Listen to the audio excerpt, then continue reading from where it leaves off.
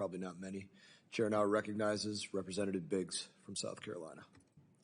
Thank you, Mr. Chairman. I appreciate your efforts in organizing this important hearing, and thank you to our witnesses for your testimonies today. So today's hearing has provided a target-rich environment of examples of funding allocations that, while perhaps they were intended for worthy causes, in my opinion, they raise serious questions about our priorities and where our focus truly lies. These include, and we've mentioned many, but just to name a couple others, $3.3 million for being LGBTQ in the Caribbean, and $37.6 million for sex workers, their clients, and transgender individuals in South Africa.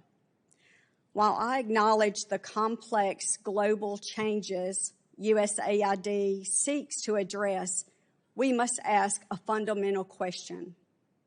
Are we truly fulfilling our responsibility to the American people when we allocate tens, if not hundreds of millions of dollars for programs abroad while neglecting critical, and yes, I said critical needs right here at home, just like districts in South Carolina's 3rd District, which I represent? I struggle to explain to veterans in Newberry County who's fighting to find a job why our resources are directed overseas to programs that don't enhance our national security instead of supporting his career prospects. We've mentioned health care. I watched a veteran with his face in his hands sobbing because he couldn't get health care needs met. We've talked about the mental health needs that he couldn't get met. And he said to me, I feel like I'm a hamster in a wheel. I can't get out of the process. I find it difficult to justify to families in Greenwood that are facing mounting medical bills while resources are being spent on programs abroad, when those funds could expand access to vital health care services in their own community. I question how we can prioritize funding initiatives overseas, when we have cybersecurity vulnerabilities in Anderson County that threaten local businesses and critical infrastructure. For those of us who are guided by Christian values, the principle of charity begins at home. It resonates strongly with me. While we are called to care for all of God's children, there is also a natural and an understandable inclination to prioritize the needs of our immediate community, our fellow citizens, and those within our own nation. Let me be very clear. This is not about abandoning our global responsibilities.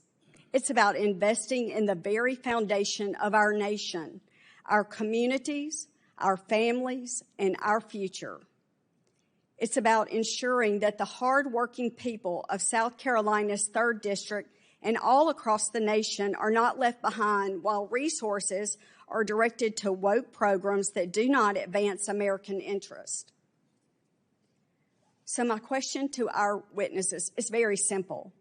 What went wrong, and why did the oversight measures fail to prevent taxpayer money from being spent on wasteful programs that don't put America first? Accountability and transparency, and it's this body, and I was a part of this body, we didn't do our job, is what I feel. The American people sent us up here to do something. We hear the IG reports, this person that got fired, he got fired, he was the IG, made a report, gets fired. There's an IG report every year. We don't act, and if we don't act, this is what happens. We complain about everything that's bad, and then we don't act, and then when somebody like Trump comes in, and there'll be somebody after that, and when they come in and they do this, we get upset. We've got to fix Congress. That's why people send us here. I would also add that what I've seen over the past 25 years is the progressive left has gradually just seized control over the entire foreign aid industrial complex. And that's something, the political sociology of the industry has to be changed. If we're not, otherwise we're going to have this same vicious circle occur again and again. Thank you. Just let me add, there is a large number of Mormons at AID. I've never met a communist Mormon before. There aren't any that I know of. I don't theologically agree with them, but I have great respect for the Mormons.